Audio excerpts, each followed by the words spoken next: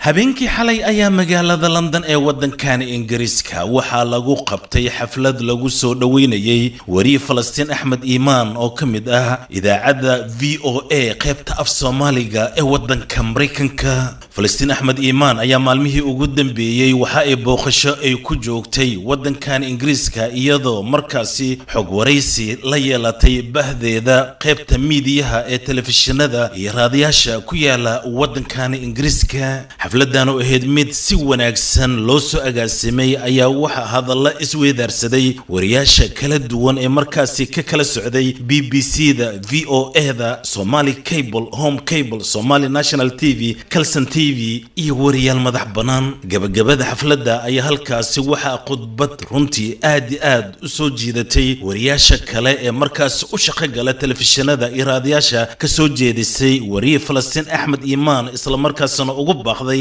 in ummadda Soomaaliyeed mar waliba ay u baahan yihiin wariyaal runtii daacadda isla markaasina warar nadiif ah bulshada u soo gudbiya. waxa kale oo ishaaca ka qaaday in wariyanimadu aan milyan aan lagu sameeynin laakiin magac kaliya uu leeyahay. hadallada wariye Falastiin Axmed Iimaan ayaa waxa kamid ahaa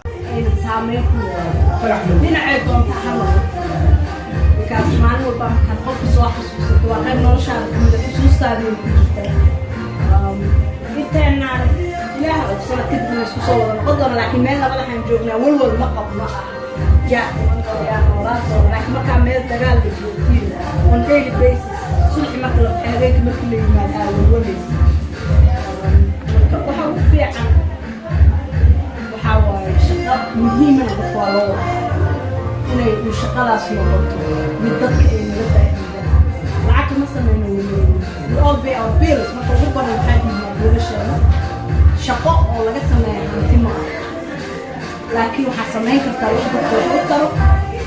هي إن اللي عليها أسكت كده عند قاعد مثل عبد الله عند قاعد حكيم وعند يعني عند فرحاوة وإلمها أسكت وحاول فعلا وحاول إن أنا نقول إن أنا قدام إن أنا نقول إن أنا ماشي أسفير وحاول صاير كعمل مشكلة يا دادا يمين شقافتين ولا كرتني ستيل أنا واجبنا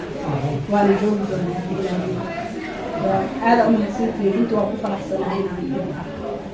وأنا صام قدرنا